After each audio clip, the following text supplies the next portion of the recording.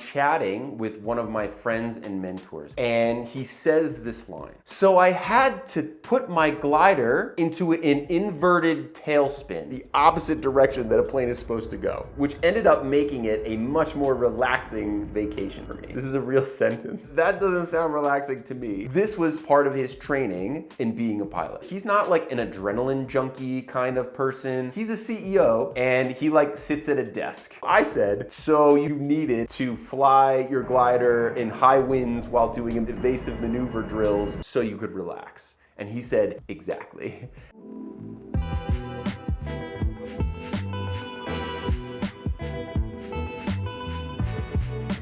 There's actually like some real science to this that I want to unpack with you. You're a director, you're an educator, this is you. If you airdrop a person like that onto a beach, push them back into a beach chair and you say, hey, here's a pina colada, relax, stare at the ocean, don't do anything. For a lot of us, you've created the perfect conditions for irreconcilable anxiety. You've put that person with a worry list of 800 million things into a place where they cannot act on those things. They cannot do the one thing that high performance people know they can do to relieve that anxiety, which is take action. All those responsibilities and deadlines and worries rush into that moment to fill the vacuum that you've now created for them. So it's a perfect storm. They're on the beach and handcuffed to a pina colada, no bueno. Learning to relax so you can rejuvenate and recover is a human skill. And the way I like to refer to it is called active recovery, and it comes from the ultra endurance training method.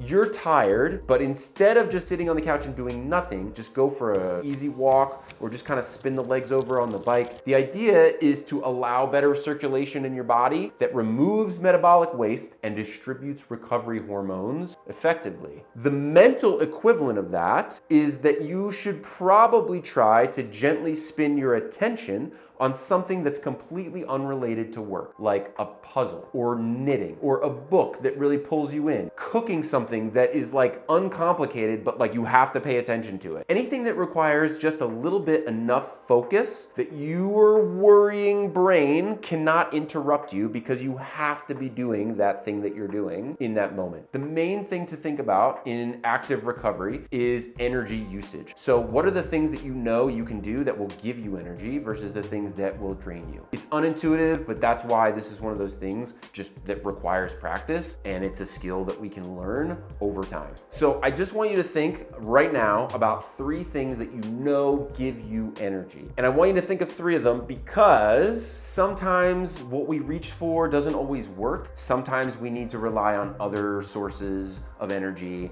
just depending on our situation. So think about 3 things that you know always give you energy and store that in your mental model for active recovery as something that you can use when you need to take a mental break from something and you can't get away. Use one of those things to give yourself some space and actual recovery. Even though it's the unintuitive thing of it's a task, you have to do something, it's not gonna drain you, it's gonna give you energy. See you in the next one. Hope this helps.